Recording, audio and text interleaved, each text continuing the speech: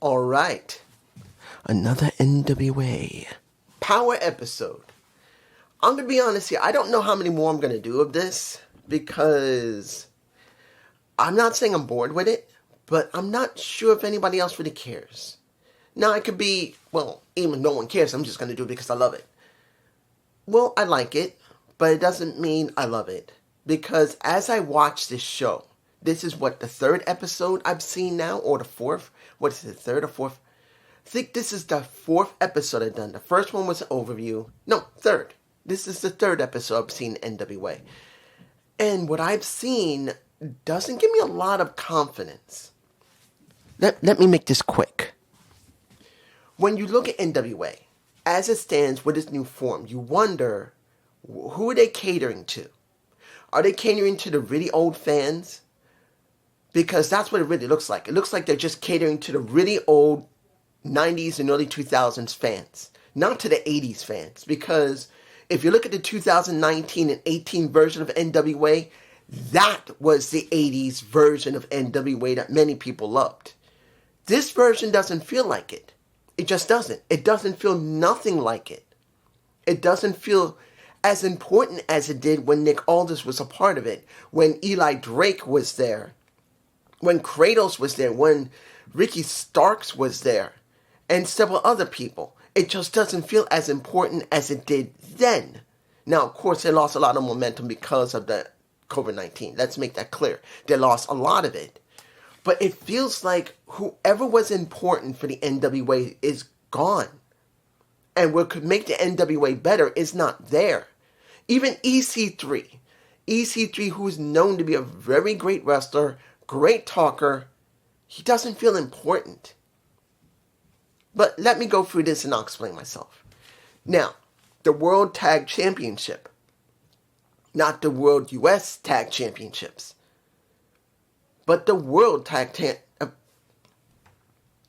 we get the Immortals. Kratos and, what was it? I forgot his name. What was his name? Odinson. There you go. It's been a while since I've seen Odinson. And it's been a while since I've seen Kratos. Kratos has gained weight. Now, that doesn't mean he's bad still in the ring. He's still a good wrestler, but you can tell Kratos has gained some weight. Odinson has not. He still looks about the same. But Kratos is probably a little bit older than him. But as the Immortals, as the tag champs, now due to the fact, let's make it clear, I have not watched the product in years. And this is like the third or the fourth, I can't even remember if it's the third or the fourth episode of NWA that I've now reviewed. I think this is the fourth one. Is it the fourth or the third? I think this is the fourth. And I look at them and I see, I recognize Odinson. He's not a bad wrestler. I recognize Kratos. He's not a bad wrestler. And then I look at the BTFs, who is controlled and he's there with Aaron Stevens. And Aaron is no longer wrestling anymore. He looks like he's only a manager, which is fine. He's great as a manager when I watched him before, when he was managing. But now, the quality of people he's working with, I just don't know the quality. Was he working with BFTs? I don't even remember if he's working with the BFTs. I think he is. No, he's not working with BFTs. I think he isn't. If I'm wrong, please understand, this is only the fourth episode I've watched. It'll take me months to figure these people out. But I think the BFTs are on their own, but they used to be with Aaron Stevens. I know they were Aaron Stevens. Jazz's husband is that guy. If I'm remembering correctly, the skinnier guy is Jazz's husband. He's still wrestling, if I'm right. So we're getting one older wrestler who still decides he wants to wrestle. A younger wrestler who looks like he's in shape. I don't remember who he was. I just don't. You can tell me below if you know. And they're going up against the Immortals, where Kratos looks like he's gained a little weight, but he looks alright. Odinson looks still good. And you have 2 tag belts, the US title and then the world title. And it feels like they're dividing themselves. Now, I understand there are different territories to the NWA now. They have more than one territory now. But it feels like this feels off. Now, the Immortals won. They won, but did they really win? Because the only credible threats they have right now are the Good Brothers. Now, mind you, I don't hate the Good Brothers. Too Sweet's not bad. But I look at everyone else, and yes, Aaron Stevens has a stable, and he now wants to call it the Federation of Champions and Slime Balls. It would have been better to keep it the Federation of Champions. Why did you say the Federation of Champions with the Slime Balls? Why? It doesn't sound funny. Now, mind you, I have not watched the Slime Balls. I've only seen them once. Once. So I don't know if they're funny. I don't know if they can talk well. I just don't know. But if you're going to name something, you should name it that means something. And now the Slime Balls, at the end of it, just doesn't feel really important. Now, next match, the Women's World Championship, the Burke. You have Natalia Markova versus Chelsea Blackheart, her debut. Now, I didn't talk about in the last episode, I don't believe. But knowing that Chelsea Blackheart is now debuting here, the question for me is she more enthusiastic than when she was with WWE? Because let's make it very clear, by the time she left, she didn't really care. She tried, but they didn't really give her much to work with. And on top of that, she really became complacent. Yeah, let's make it clear. Is Chelsea a beautiful woman? Hell yeah, she is. I believe she's Korean and Italian. Gorgeous woman. Physically gorgeous. When she cared, she wrestled pretty good. When she cared, she can talk pretty good. But the last stages of what I saw of her before she left the company, well, was released from the company, she didn't give a damn. She didn't. So what did I see here next to that little promo they had last week? Sloppiness. Now, I've seen Natalia Markova. I've seen her when she started NWA. I think it was 2018 or 19. Around that time. Just before it happened. The coup happened, as they called it. They couldn't say it because, as you all know, YouTube refused to say it. If you said it, you would be pretty much struck on your channel. Or you wouldn't get seen. So the coup was all we could say. But the thing is that she hadn't wrestled her in 6 years. She had not wrestled her in 6 years, and it shows. When you watch this match, were they bad? No. But when you look at the details of the match, it was still sloppy. Chelsea wasn't always in position, and Natalia would really seem like, knowing that she wasn't in position, she didn't try to adjust for her. She just stayed as she was. Which makes me wonder, is Natalia Markova becoming complacent in NWA? Don't know. I've only seen highlights of her over the years. Since 2018 to 2020 was the last time I think I watched NWA. Didn't watch it after that. And with Natalia, I've only seen maybe replays of a match or two. No storylines, no way of knowing if she's become pretty much, well, I don't give a damn. I got a good job. I'm getting paid by Billy Corgan. I don't care. This match just looked sloppy. And she kind of was, well, I'm going to just act the way I always do. I don't care. She better keep up with me or that's it. Now, you could say, well, dude, of course. She's the current champ. But you need to adjust, particularly if you used to wrestle someone 6 years ago. And it felt like it showed. They haven't wrestled in 6 years. They were messy. Now, if Chelsea is now on the NWA roster, hopefully they'll get to interact more, either in tags or in singles matches again, and maybe they'll get better. But as I'm sorry. The botching here is that I don't want to say Natalia just didn't look good, but I have to. She just didn't look very good. And I really like Natalia Markova. It's not just because she got a big set of tits and a nice body. No. Because I've seen her over the years. She has been willing to go in matches that would mess up a good-looking woman's face. And she didn't give two damn flips. She didn't care. So I give her that respect. But now, I don't know. Next. Which is the last match of the night.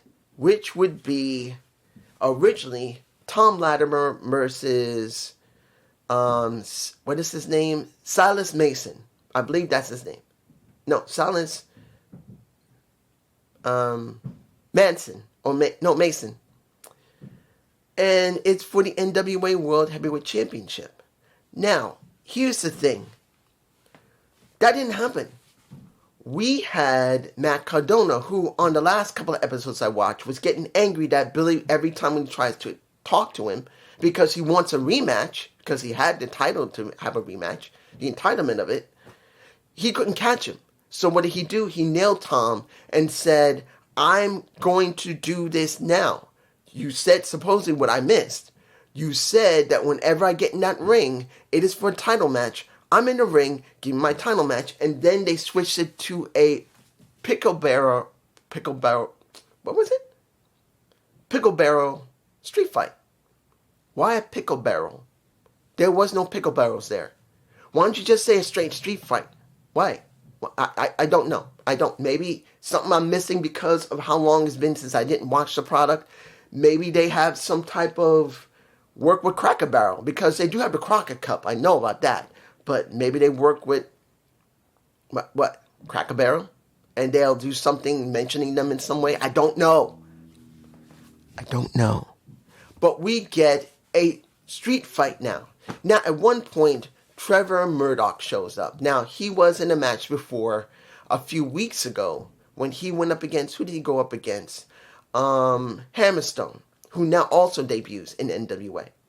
I will say that Hammerstone looked a little bit more flexible, but he's still pretty stiff in the ring. He's still pretty stiff. He did do a Claymore. Let's make it very clear. He did a Claymore, which looked pretty good, but he still looks a bit stiff. He really needs to lose some of that bulk and become more slimmer. I'm being honest here. Hammerstone is just like a meathead. That's what he is. And that's not meant to be disrespectful. He looks like he could do pretty much bodybuilding because of how he looks. But being in the ring the way he does, he really looks like he needs to slim down some of that muscle and become more flexible. That's just me. But he says in a promo with, Mike Knox, dude, why is Tom Latimer getting another title shot? What? Why am I not getting a title shot? I'm a 2-time champ. I want to be 3. So he decides to come out, screws up by pulling the ref out, and makes it clear, I'm coming for whoever wins. This is giving me concern, and I'll explain that in a minute. But by the time the match was over, we got Smalls,